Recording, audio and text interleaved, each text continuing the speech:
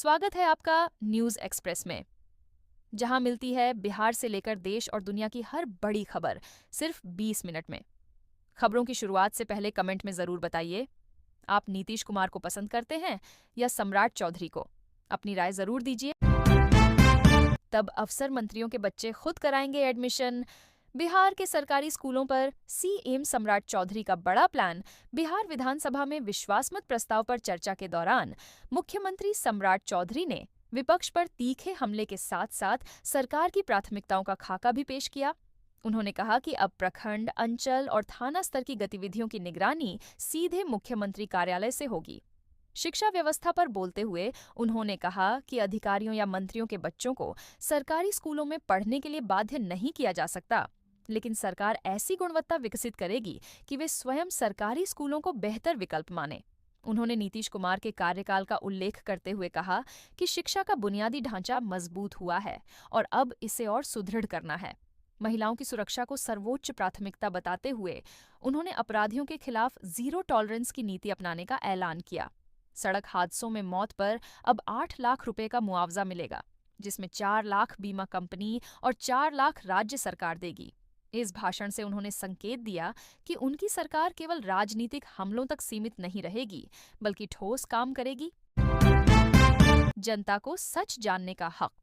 CM की पारदर्शिता पर तेजस्वी यादव के तीखे सवाल।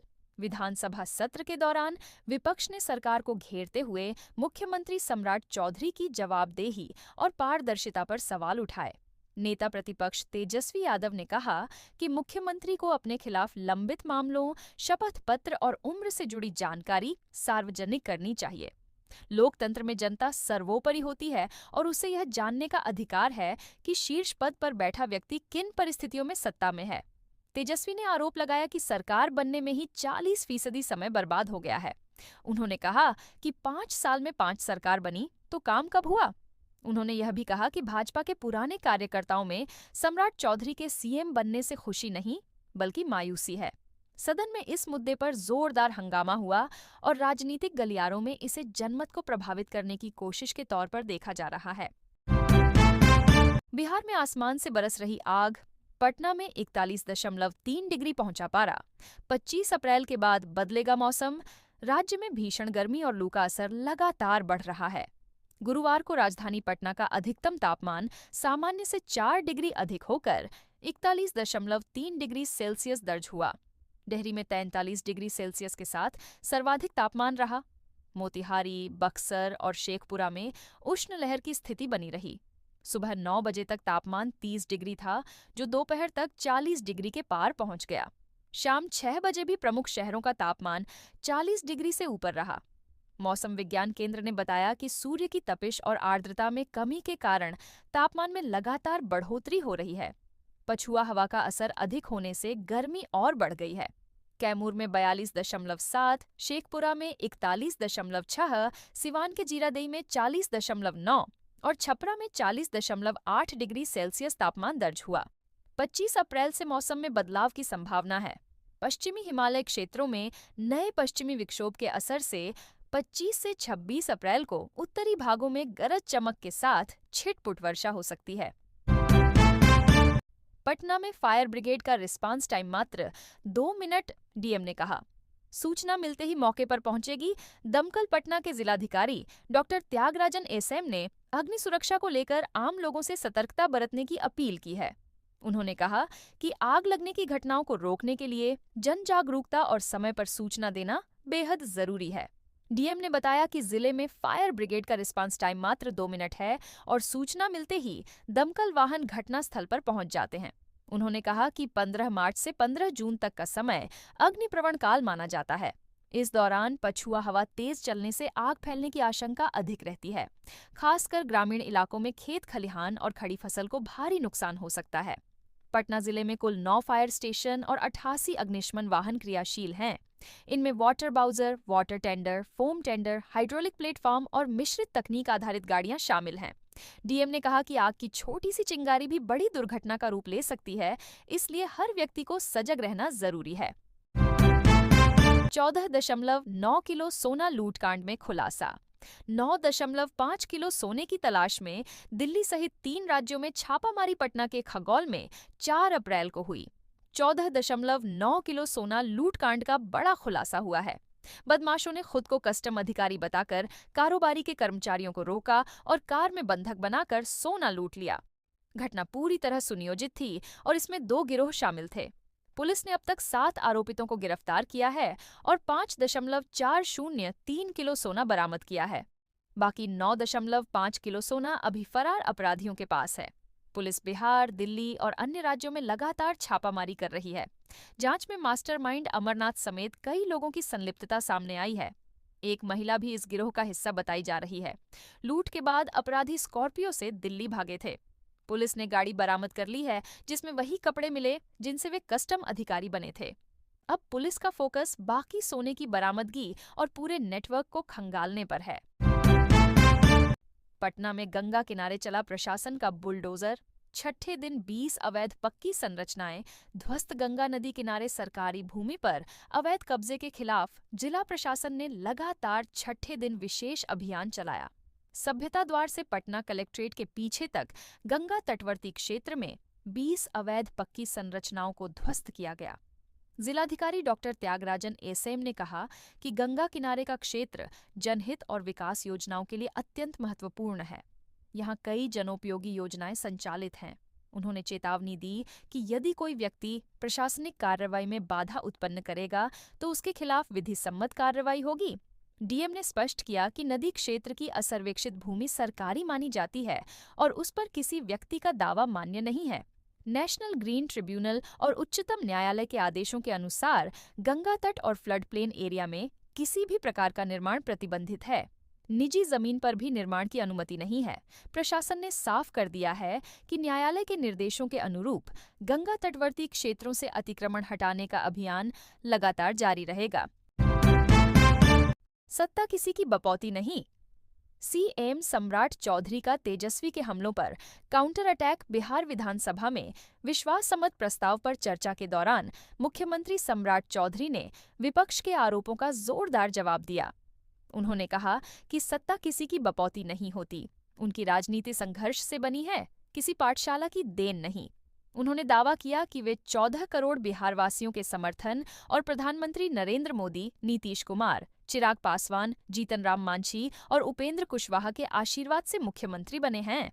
अपने राजनीतिक जीवन का जिक्र करते हुए उन्होंने कहा कि लालू प्रसाद के शासनकाल में उनके परिवार के 22 सदस्य जेल गए थे और अगर वह दौर नहीं होता तो शायद वे राजनीति में नहीं आते।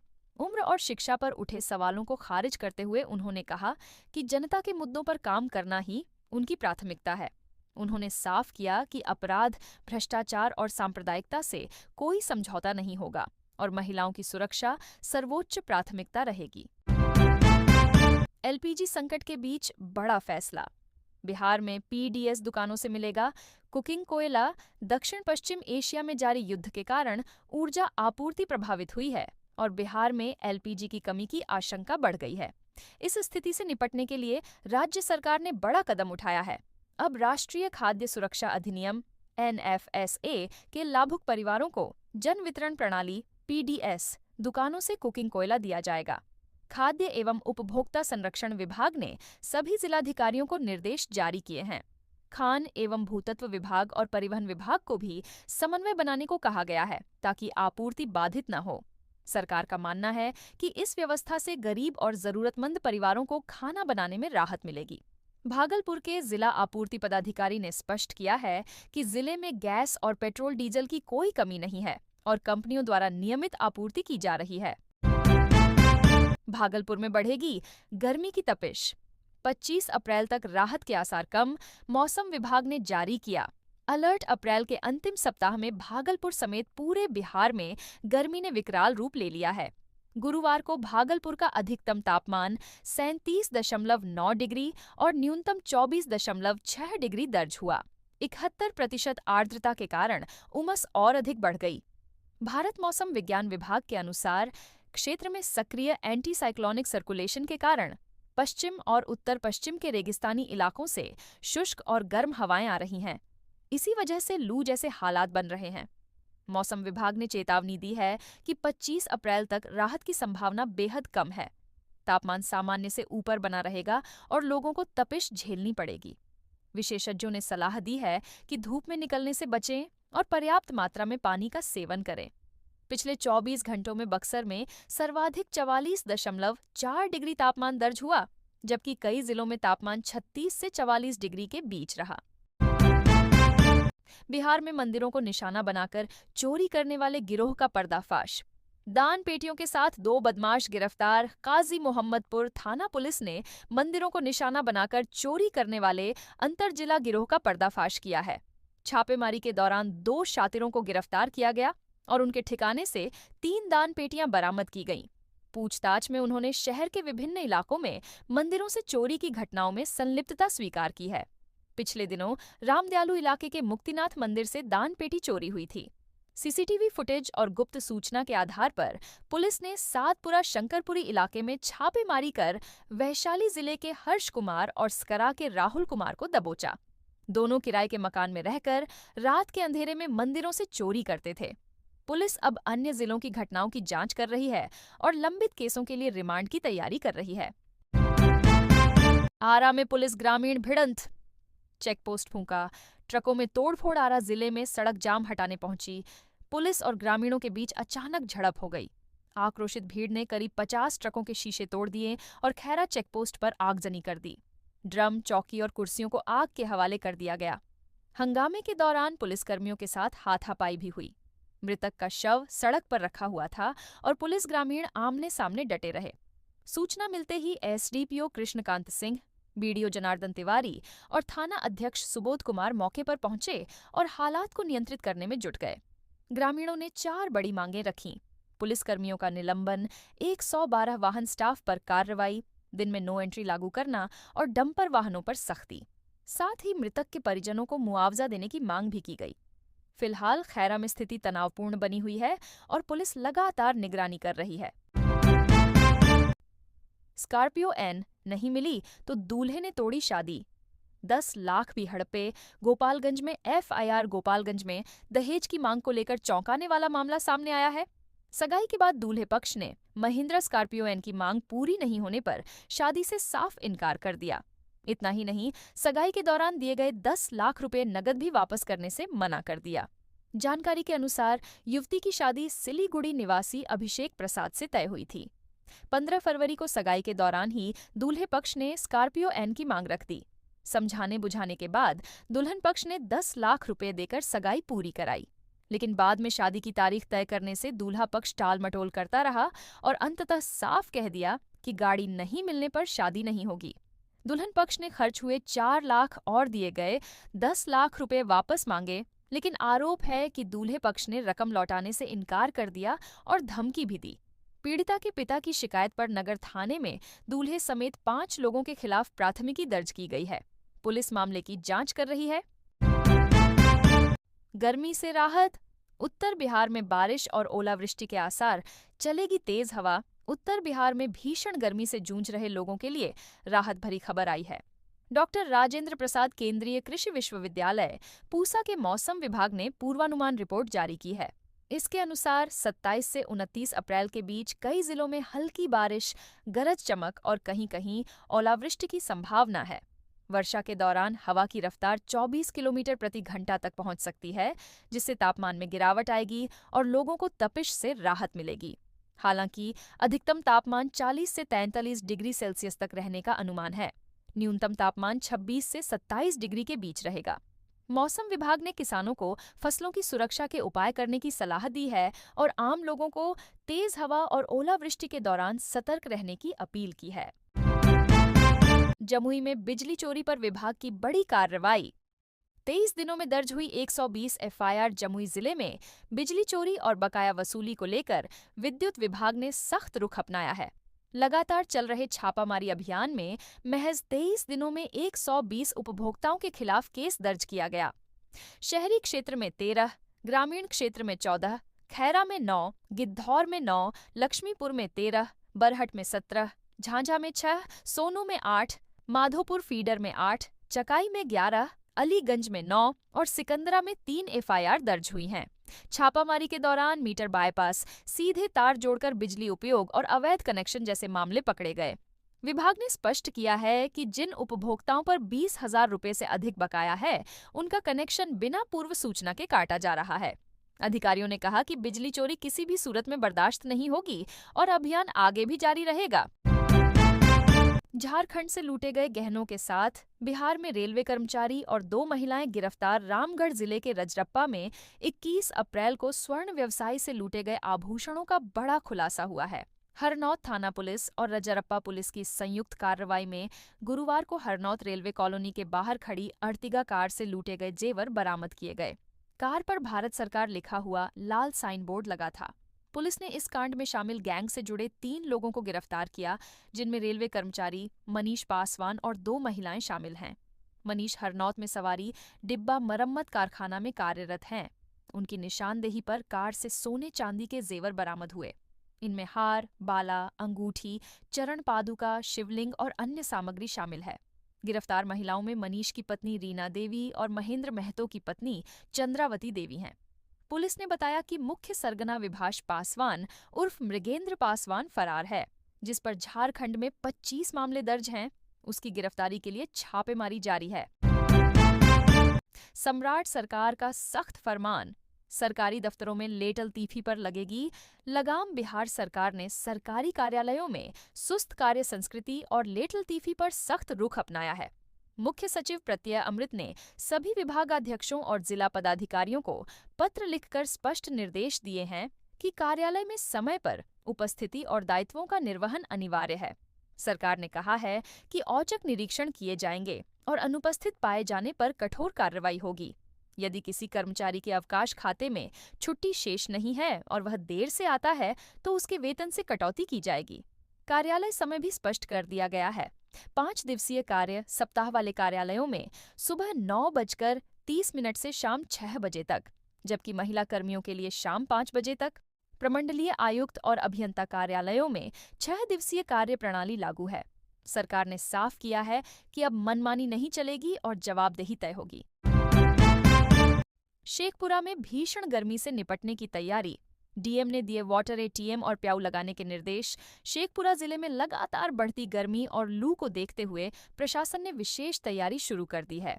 जिलाधिकारी शेखर आनंद ने बैठक कर सभी विभागों को निर्देश दिए कि अस्पतालों और स्वास्थ्य केंद्रों में लू से पीड़ित मरीजों के लिए स्पेशल वार्ड बनाए जाएं और पर्याप्त मात्रा में ORS घोल रखा जाए। स्कूलों और आंगनबाड़ी केंद्रों पर भी ORS उपलब्ध कराने का आदेश दिया गया है। नगर परिषद और अन्य निकायों को भीड़ भाड़ वाले बाजारों और चौक चौराहों पर प्याऊ और वाटर एटीएम लगाने का निर्देश दिया गया है। PHID विभाग को नल जल योजना पर विशेष निगरानी रखने और खराब चापाकलों को तुरंत ठीक करने का आदेश दिया गया है। पिछले 2 महीने में भूजल स्तर 2 फीट से अधिक नीचे चला गया है। विभाग ने अब तक 400 चापाकल ठीक किए हैं और 19 संवेदकों को लेटल तीफी के कारण काली सूची में डाला गया है। प्रशासन का कहना है कि गर्मी से बचाव के लिए हर स्तर पर तैयारी जरूरी है। शादी वाले घरों में LPG सिलेंडर की परेशानी, घरेलू की जगह मिल रहा कमर्शियल सिलेंडर। US ईरान युद्ध के चलते LPG सिलेंडर की आपूर्ति प्रभावित हुई है। शादी वाले घरों में सिलेंडर की मांग बढ़ने से लोग परेशान हैं। घरेलू सिलेंडर की जगह अब कमर्शियल सिलेंडर दिए जा रहे हैं, जिसकी कीमत 4,622 रुपये है, जिसमें 2,400 रुपये सिक्योरिटी मनी शामिल है। जिला आपूर्ति कार्यालय के अनुसार 23 अप्रैल तक 2,152 लोगों ने सिलेंडर के लिए आवेदन किया है। कुल 19,432 सिलेंडरों की आवश्यकता है, लेकिन प्रत्येक को केवल 3 से 5 सिलेंडर ही मिल पाएंगे। जिला आपूर्ति अधिकारी सुनील सिंह ने कहा कि आवेदन करने वालों को समय पर सिलेंडर उपलब्ध कराया जाएगा। शादी वाले घरों के लिए अलग व्यवस्था की गई है। विवाह का कार्ड और प्रार्थना पत्र जमा करने पर 5 से 7 सिलेंडर आसानी से मिल सकते हैं। इजराइल के प्रधानमंत्री नेतन्याहू को हुआ कैंसर, चुपके से कराया इलाज। अब पूरी तरह स्वस्थ इजराइल के प्रधानमंत्री बेंजामिन नेतन्याहू ने शुक्रवार को अपनी मेडिकल रिपोर्ट सार्वजनिक करते हुए बताया कि उन्हें प्रोस्टेट कैंसर हुआ था। 76 वर्षीय नेतन्याहू ने कहा कि उन्होंने यह जानकारी 2 महीने तक छिपाई ताकि ईरान इसका इस्तेमाल प्रोपेगेंडा के लिए न कर सके। दिसंबर 2024 में उनकी सर्जरी हुई थी, जिसके बाद जांच में एक छोटा घातक ट्यूमर मिला। डॉक्टरों ने पुष्टि की कि यह शुरुआती चरण का कैंसर था और कोई फैलाव नहीं हुआ था।